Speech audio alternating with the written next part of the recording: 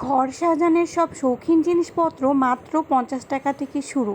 আর এখানে থাকছে মেয়েদেরও জুয়েলারি, ব্যাগ, মাটির জিনিসপত্র আর অনেক কিছু। আমরা মেয়েরা বরাবরই খুব শৌখিন, আমরা খুব সুন্দর করে আমাদের হোমটাকে ডেকোর করতে চাই, যার জন্য আমরা চাই যে খুব রিজনেবলের মধ্যে জিনিসপত্রগুলো হলে আমাদের ঘর সাজাতেও যেমন সুবিধা হয়, তেমনি কিন্তু ঘরটা দেখতেও খুব ভালো লাগে।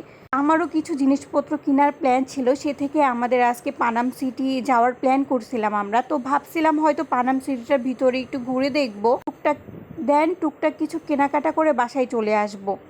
কিন্তু আমরা যেই দেখি যে পানাম সিটি বন্ধ, কারণ 5টার পর পানাম সিটি বন্ধ থাকে। আমাদের আসতে খুব বেশি লেট হয়ে গেছে।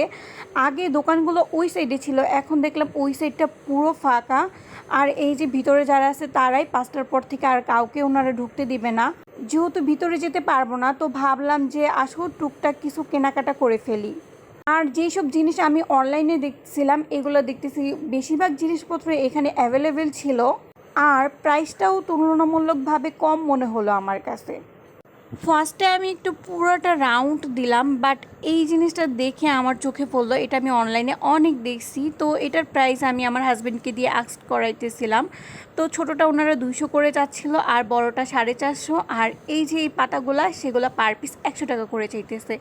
আর এই যে সুন্দর আয়নাগুলো দেখতে পারতেছো, এগুলো সাইজ অনুযায়ী দাম 200 টাকারও আছে, 300 টাকারও আছে, আবার 400 টাকারও আছে, মানে তুমি যেরকম সাইজ নেবা। আর এখানে আমি এই ব্যাগগুলো দেখতেছিলাম, এগুলোর প্রাইস 300 টাকা করে শুরু ছিল, দামাদামি করলে হয়তো 200-র ভিতরে তারা দিয়ে দিবে। দেন আমরা রাহিলের জন্য এই যে এই কিউট পাখাটা কিনলাম, এটা কিন্তু বেশ সুন্দর আর কিউট। তারপর আমি এই ব্যাগগুলো দেখতেছিলাম, এগুলোর প্রাইস মাত্র 100 টাকা থেকে শুরু। এগুলো নাকি পাটের তৈরি ব্যাগ, যার জন্য দামটাও খুব কম। আমার কাছে বেশ কম মনে হয়েছে, কারণ আড়ংয়ে আমরা এই টাইপের ব্যাগগুলোর দাম খুব বেশি দিয়ে কিনে নিয়ে আসি। অবশ্যই আড়ংয়ের কোয়ালিটি হয়তো ভালো, তো এইটার কোয়ালিটি যে এত খারাপ তা না, এটাও খুব সুন্দর। তো আমি ভাবছিলাম এগুলোর ভিতরে একটা নিব, কিন্তু আমার হাজব্যান্ডের পছন্দ হইতেছিল না। সে নাকি তার পছন্দ মতো আজকে আমাকে ব্যাগ কিনে দিবে। আমি আরও কিছু ব্যাগ দেখতেছিলাম, মানে কোনটা আমার ভালো লাগে। আর এখন যে ব্যাগটা দেখলাম, এটার দাম 120 টাকা ছিল, দামাদামি করলে হয়তো আমাকে 100-র ভিতরে দিয়ে দিবে। আর এই ব্যাগটা আমার হাজব্যান্ডের খুব পছন্দ হয়, তো ও আমাকে এইটা মাত্র 200 টাকা দিয়ে কিনে দিছে। দেন এখানে আমি কাঠের কিছু কিউট চুড়ি দেখলাম, এগুলো নাকি 50 থেকে 250 টাকার ভিতরে। তো এখানে মানে প্রাইস, মানে জিনিস অনুযায়ী দাম, কোনটা নিবা তার উপর ডিপেন্ড করে। তো অন্য কিছু কেনাকাটা করতে আসছি, যার জন্য আমি চুড়িটাকে স্কিপ করলাম।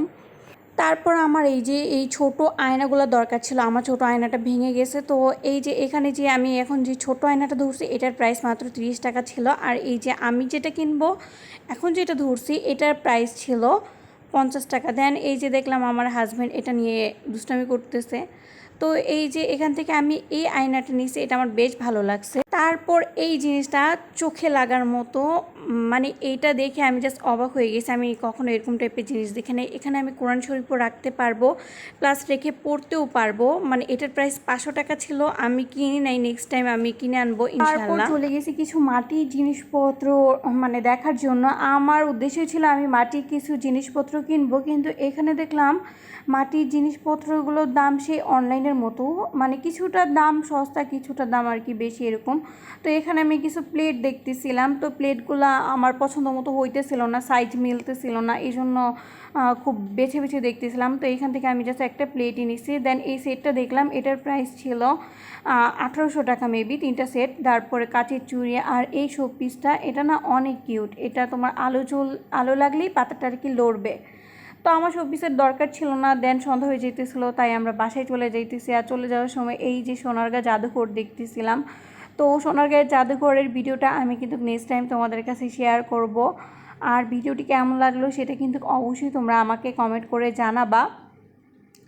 তারপর যাওয়ার পর চোখে পড়লো এই যে সোনারগাঁয়ের সেই বিখ্যাত সোনারগাঁ হোটেল। এটা দেখতে মানে জাস্ট অনেক সুন্দর। ইনশাল্লাহ কোনো একদিন এটার ভিতরে ঢুকবো যদি সামর্থ্য হয় কখনো। আর ভিডিওটি ভালো লাগলে অবশ্যই কিন্তু তোমরা জানাবা।